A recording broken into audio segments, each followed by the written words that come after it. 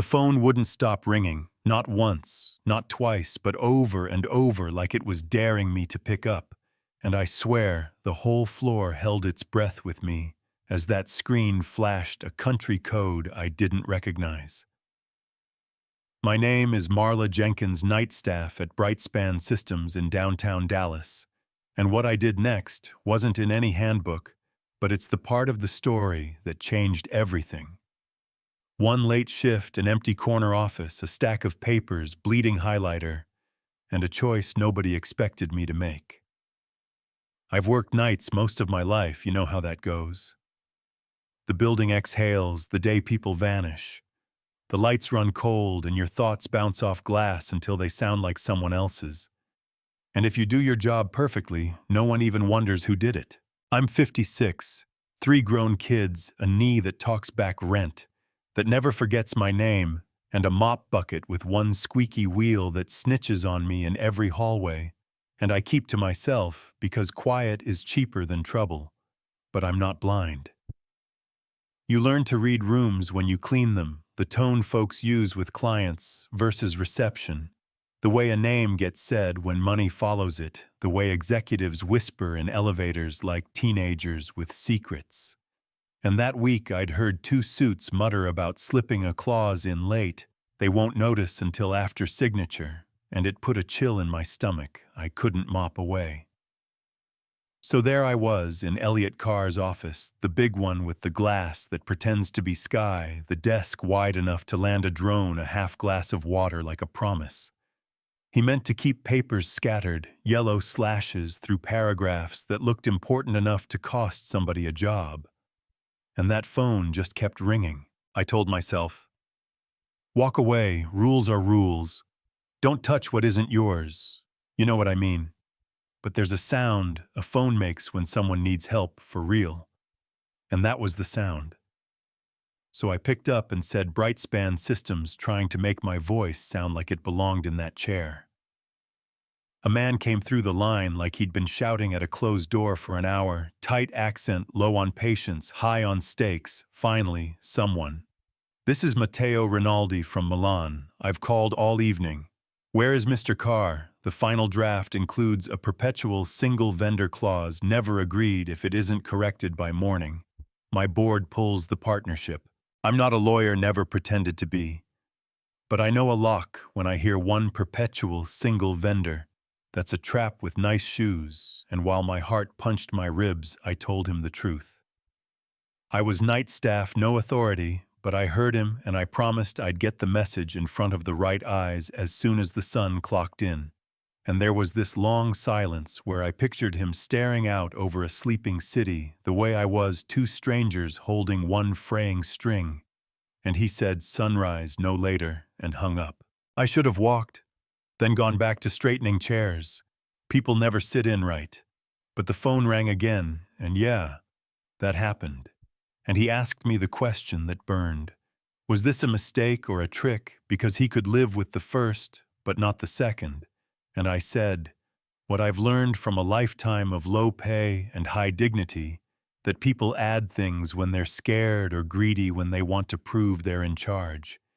And it isn't smart, and it isn't fair, but it's human. And I asked him for the night, just that, to let us fix what needed fixing. And he didn't thank me, not yet.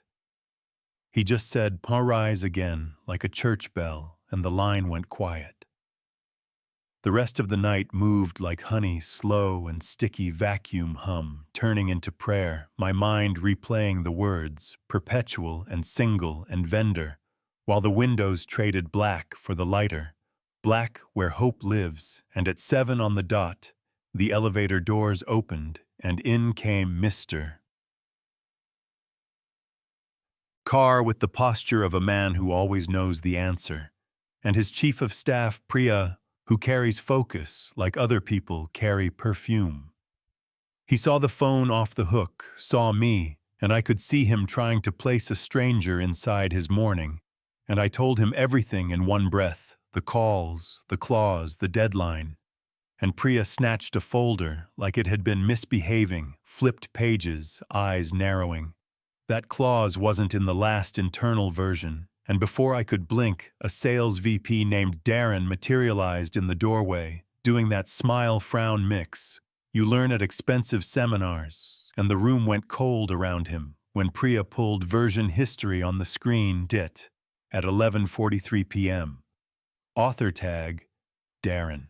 There's a hush a building makes when trouble puts on a tie, and we were standing in it, Darren saying it was a judgment call. Leverage Europe moves goalposts, all the words people use when they hope vocabulary can outrun the truth. And before my brain could scold my mouth, I said, or you could try respect, and my face went hot. But I didn't take it back. Mr. Carr didn't scold me either.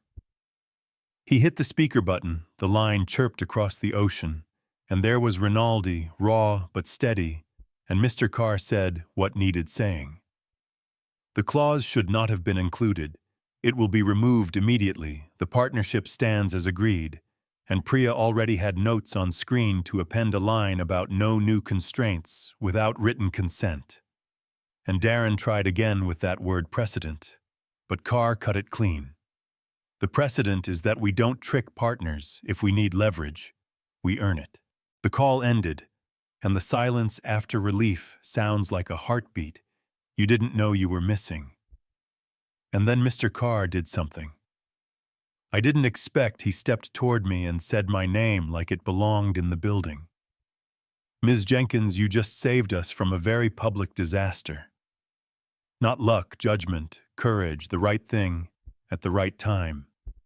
And my hands didn't know where to go, because when you spend years being invisible, a spotlight feels like heat. And he asked how long I'd worked there, and I said 7 years, and he said 7, like it weighed something. And then he said, it ends today, not my job, the part where nobody knows my name, and he told Priya to convene a post-mortem and asked me to sit in if I wanted to say what I notice on the floor, that his people miss. And I wanted to say something smooth, but what came out was yes, just yes, like oxygen. The post-mortem was a glass room with a whiteboard big enough to pay my rent. Legal and sales and ops all lined up. Priya running point like a point guard who sees all 5 plays at once, and we walked it back, how approvals failed, how ego dresses up as strategy, how doors close around titles while paper gets left out in the open for night eyes to trip over, and they asked if we'd seen drafts before.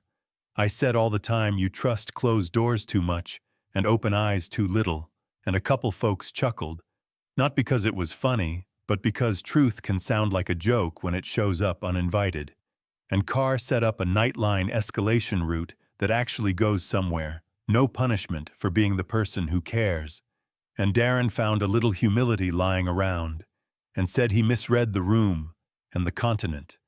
Not an apology exactly, but ground gained is ground gained, and I let him keep a piece of pride because pride is heavy, and people drop it when they're tired. Word got around, like it always does, through elevators and side chats and the way a building's temperature changes when a lesson lands. And no, I didn't get rich. Let's not make this a fairy tale. But my paycheck stretched a little farther, and my name started getting used like it belonged to a person and not just a uniform. And Priya would stop me on late days, you good. Need anything and mean it. And Carr learned my kids' names like he was trying to fix a blind spot. And the same corridors felt less like a museum after hours, and more like a place where 2 shifts share one heartbeat. Here's the twist that sticks to my ribs, though.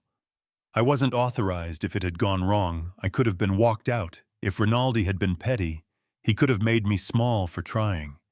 If Carr had been thin-skinned, he could have called it insubordination, and that would have been that, so... What do you call it, when the right thing depends on the right people being big enough to see it? Lucky, brave, reckless, all 3 I still don't know. You know what I mean. What I do know is respect travels in circles. You send it out, and sooner or later it comes back, wearing a different coat. And buildings don't run on titles, they run on hands and eyes, and the kind of ears that can hear the difference between a ring and a warning. And sometimes the hero of the day is just the person who answered, because no one else did. So that's my story, the one where I picked up a phone that didn't have my name on it, and the world didn't end, it shifted an inch toward better. And you can say I crossed a line, or you can say I protected one. Maybe it's both, maybe that's why it matters. Tell me what you think in the comments. Was I right to answer? Or should I have walked away? Should companies trust night staff to step in? Or did I just get lucky with the boss and the client? Have you ever been the invisible person who saved a day? No one knew how to save. Drop your take, push back if you need to, or share your own moment. And if this hit you anywhere, you keep quiet. Send it to somebody who needs a reminder that what we do when the phone won't stop ringing, that's the part that tells the truth.